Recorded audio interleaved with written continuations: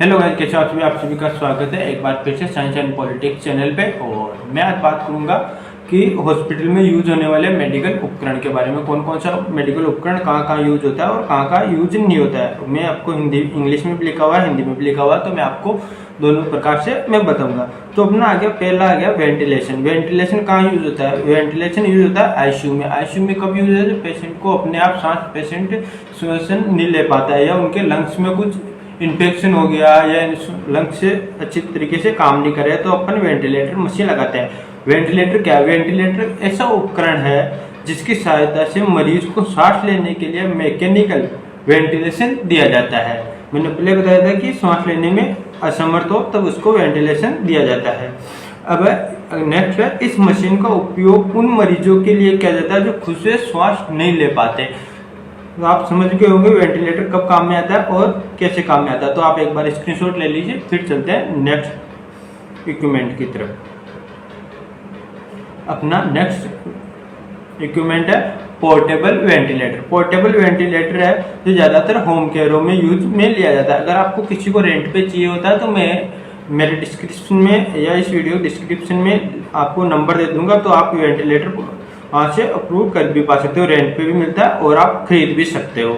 ये एक portable ventilator क्या ये पोर्टेबल वेंटिलेटर होता है जिसको आसानी से एक जगह से दूसरी जगह ले जा सकता है। ये हॉस्पिटल में मैंने पहले दिखाया था, जो ये बड़ा वाला है ये ओनली फॉर हॉस्पिटल में यूज होता है, ये होम केयरों में यूज नहीं होता है। और जो पोर्टेबल वेंटिलेटर है, जो पोर्टेबल वेंटिलेटर ये इसको एक जगह से दूसरी जगह आसानी से ले जा सकता है। इसको घरों में भी यूज किया जाता है। बड़े बड़े लोग जो घरों में पेशेंट का ट्रीटमेंट करवाते हैं वो पोर्टेबल वेंटिलेटर का यूज करते हैं पेशेंटों के पास। इसमें इस वेंटिलेटर को लंबे समय तक इस्तेमाल किया जा सकता है। जब पेशेंट हॉस्पिटल में पेशेंट को महीना 2 महीना पेशेंट रह नहीं सकता तो 5-10 दिन में उसको डिस्चार्ज करा के घर पे उसका ट्रीटमेंट स्टार्ट किया जा सकता है। तो आपको ट्रीटमेंट की भी जो भी आपको किसी प्रकार की मेडिकल सुविधा, हॉस्पिटल सुविधा चाहिए तो आप मेरे से कांटेक्ट कर लेना। Indian patient care at home मेरी कंपनी है, तो आप वहां से भी अपन सभी प्रकार के मेडिकल इक्विपमेंट आपको रेंटली और सेली मिल जाएंगे।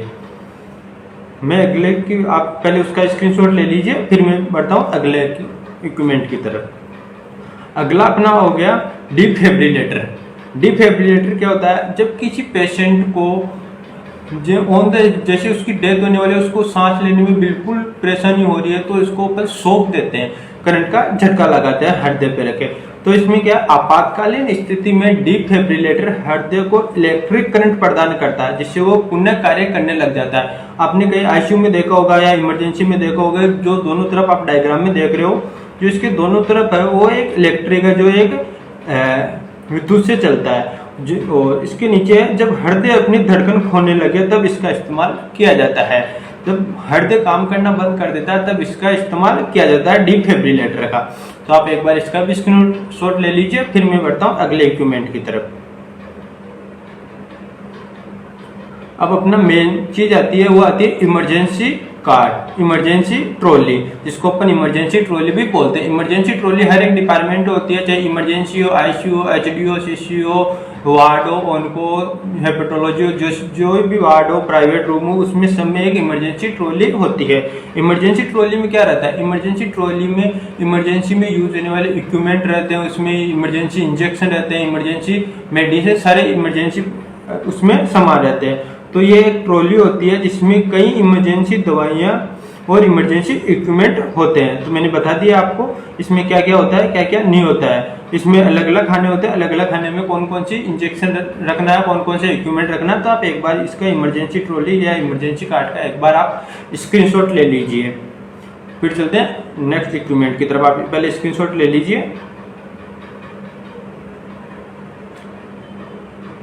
फिर आता है अपना नेक्स्ट आता है सबसे इम्पोर्टेंट है, यह है डायलिसिस मशीन। डायलिसिस मशीन का काम क्या है? डायलिसिस मशीन जैसे अपने किडनी फेलियर का कोई पेशेंट हो गया या किडनी में कुछ प्रॉब्लम हो गई, तो उसके लिए जो इसका ब्लड का शुद्धिकरण करते हैं, शुद्धिकरण ब्लड को साफ करते हैं, तब इस डायलिसिस मशीन का उपयोग करते हैं। डायलिसिस मशीन क्या है? यह मशीन उन मरीजों के लिए होती है जिनकी किडनी ठीक प्रकार से कार्य नहीं करती है, जिसके किडनी खराब हो गई या किडनी फेलियर हो गया, कुछ भी हो गया किडनी में, तो इसका यूज किया जाता है।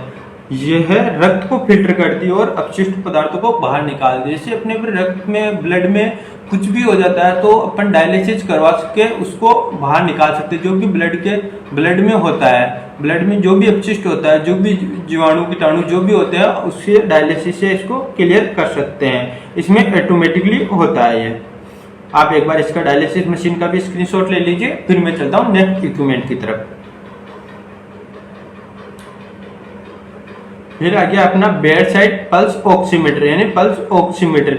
इसको भी अपन घर पे भी यूज ले सकते हैं, होम केयर में भी यूज ले सकते हैं। होम केयर में रेंट पे भी जाता है, जो मैंने भी दे रखा है कोई पेशेंटों को। होम केयर में भी ये इक्विपमेंट पल्स ऑक्सीमीटर ये चला जाता है। इस मशीन का इस्तेमाल ऑक्सीजन की धड़कन सैचुरेशन देखने के लिए किया जाता है। जैसे पेशेंट की SpO2 देखनी होती है या पेशेंट की हार्ट रेट देखनी होती है, तो इस प्रकार की मशीन का यूज करते हैं। तो आजकल तो डिजिटल पल्स ऑक्सीमीटर आ गया, जिसको उंगलियों में लगाओ और ये हो जाता है। तो आजकल इसको बहुत कम यूज में लेते हैं। अगर किसी को चाहिए होता तो एक बार मेरे पास कॉल कर लेना, या मेरी इंस्टाग्राम ID है @कुमावतार, उस पर आप मैसेज कर देना, तो मैं आपको घर पे फ्री डिलीवरी करवा दूंगा। आप एक बार इसका भी बेड साइड पल्स ऑक्सीमीटर का भी आप एक बार स्क्रीनशॉट ले लीजिए। फिर चलते हैं नेक्स्ट। फिर आता है अपना नेक्स्ट आता है इन्फ्यूजन पंप। इन्फ्यूजन पंप क्या होता है? इन्फ्यूजन पंप एक निश्चित मात्रा में दवाइयों को देने का साधन होता है, इक्विपमेंट होता है। जैसे हॉस्पिटलों में ICU में किसी पेशेंट को जैसे निश्चित काल में 15 ml पर हावर लगनी है, तो आप ड्रिप से लगा सकते हो। ड्रिप से आप बिल्कुल एक्यूरेटली सेट नहीं कर सकते।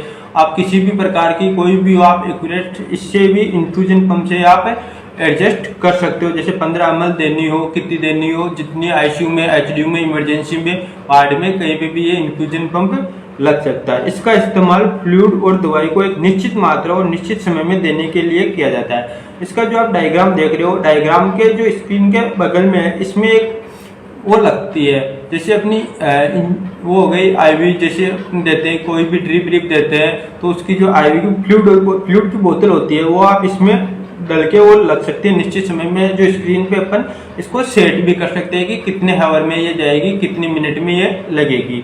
तो आप एक बार इन्फ्यूजन पंप का भी एक बार आप स्क्रीनशॉट ले लीजिए। फिर चलते हैं नेक्स्ट इक्विपमेंट की तरफ। अपना फिर आ गया सिरिंज इन्फ्यूजन पंप। ये सिरिंज इन्फ्यूजन पंप क्या है? इसमें एक सिरिंज लगती है, जिसमें 50 ml की सिरिंज होगी। 50 ml की सिरिंज में जैसे पेशेंट को इमरजेंसी में देना हो, जो पेशेंट को जैसे BP कम होती है, तो उसको अपन नोराड देते हैं। नोराड कितने में देना है वो डॉक्टर बताता है कि नोराड अपने को कितने में देना है। 0.5 ml पर मिनट देना है, पर आवर देना है, 10 ml पर आवर देना है। तो इसमें सिरिंज लगा के अपन वो दे सकते हैं। जो सिरिंज लगी हुई है 50 ml की सिरिंज लगती है, और ये आप स्क्रीन पे इस पे देख रहे हो, तो इसमें है 16.5 ml पर आवर।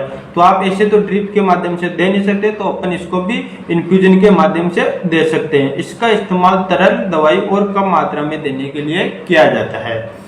आप एक बार infusion pump, syringe infusion pump का भी स्क्रीनशॉट ले लीजिए। फिर चलते हैं नेक्स्ट इक्विपमेंट की तरफ।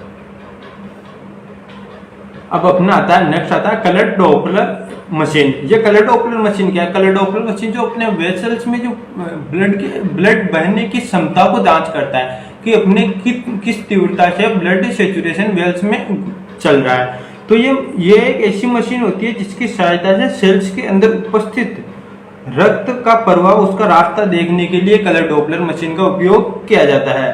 तो आप एक बार इसका भी स्क्रीनशॉट ले लीजिए। फिर चलते हैं नेक्स्ट इक्विपमेंट की तरफ।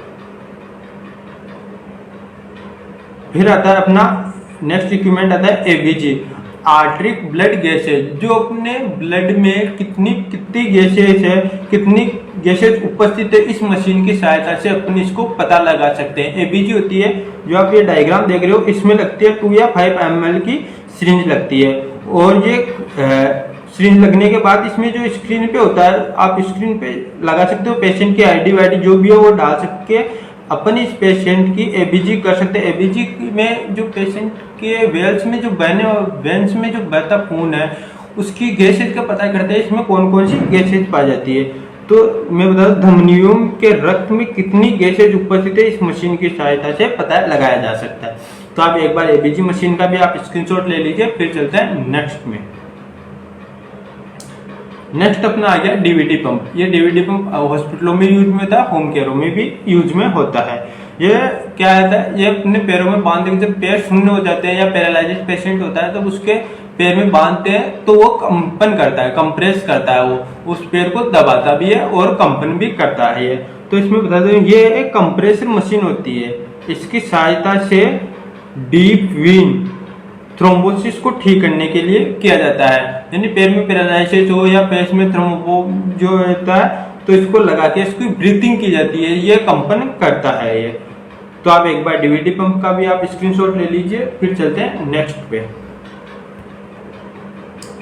फिर आ गया अपना सक्शन मशीन। ये सक्शन मशीन हवा के माध्यम से रास्ते को साफ करता है। जैसे अपने शरीर में गले में या नाक में कफ जम गया या मुंह में, अपने आईसीयू में रहते हैं तो मुंह में अपने पास पानी आ गया तो पानी निकालने के लिए इस मशीन का उपयोग किया जाता है। ये आपको डायग्राम में दिख रही है, पुरानी मशीन है, आजकल ऑटोमेटिकली इलेक्ट्रिक मशीन आ गई है। तो अपन जैसे ट्रकोस्टोमी का पेशेंट होता है, ट्रकोस्टोमी गले में छेद होता है तो उसमें से अपने को जैसे निकालनी होती है, अपने को श्वास में जो कफ जम जाता है उसको निकालने के लिए अपन सक्शन मशीन का उपयोग कर सकते हैं। तो इसमें इस मशीन की सहायता से हवा के रास्ते को साफ किया जा सकता है। जैसे अपने नाक में हो गया, अपने गले में हो गया, अपने मुंह में हो गया, तो अपन पेशेंटों को वहां से निकाल सकते हैं। जो कफ हो गया, पानी हो गया, धूप हो गया, जो भी है तो अपन इसे साफ कर सकते हैं। ये पहले की मशीन है, आजकल डिजिटल मशीनें आ गई है। आप एक बार सक्शन मशीन का भी स्क्रीनशॉट ले लीजिए। फिर चलते हैं नेक्स्ट पे। अब नेक्स्ट आ गया अपना मल्टीपल पैरामीटर। मल्टीपल पैरामीटर ये एक जो अपने आईसीयू में या एचडीयू में, सीसीयू में, वार्ड में ये लगा रहता है, ये मीटर है। इसमें अपन हर एक प्रकार की ईसीजी जांच कर सकते हैं, अपन SpO2 बीपी चेक करते हैं, हार्ट रेट, पल्स ऑक्सीमीटर सारे अपन एक में इसी में चेक कर सकते हैं, अलग अलग जगह लगा के। ईसीजी लगाने के लिए अपने को चेस्ट पे लगाना पड़ेगा, पल्स ऑक्सीमीटर को अपने अंगुलियों में लगानी पड़ेगी, बीपी कप को यहाँ बांधना पड़ेगा हाथ के बाजू में। तो इस मशीन की सहायता से शरीर की कई गतिविधियां देखी जा सकती हैं। जैसे कि मैं बता दूं आपको, SpO2 हो गया, ब्लड प्रेशर हो गया, रेस्पिरेट हो गया और हार्ट बीट हो गया। और इसमें ईसीजी भी अपन चेक कर सकते हैं। आप डायग्राम में देख रहे हो, ईसीजी इसकी जो है वो ब्लड प्रेशर है वो 120/80 है, नॉर्मल है इसका। और इसका SpO2 चल रहा है वो 98 है। इसका जो भी हार्ट रेट है वो भी नॉर्मली से काम कर रही है। तो आप एक बार इसका स्क्रीनशॉट ले लीजिए। फिर चलते हैं नेक्स्ट पे। फिर आ गया अपना बीपेप। इसका बीपेप का पूरा नाम है bilevel positive airway pressure. Bilevel positive airway pressure है। तो ये किस काम में आता है? ये मरीज को श्वसन नियंत्रित करने के लिए इसका उपयोग किया जाता है। इसका मुख्य रूप से COPD के मरीजों में काम में लिया जाता है। तो इसका इस्तेमाल आप एक बार इसका भी स्क्रीनशॉट ले लीजिए। Thank you for watching. Last and तक देखने के लिए वो साइंस एंड पॉलिटिक्स चैनल को सब्सक्राइब कर लेना, लाइक कर लेना, शेयर कर देना, कमेंट कर देना वीडियो पे, और कैसा लगा वीडियो वो भी बता देना। मिलते हैं नेक्स्ट वीडियो में, तब तक के लिए धन्यवाद।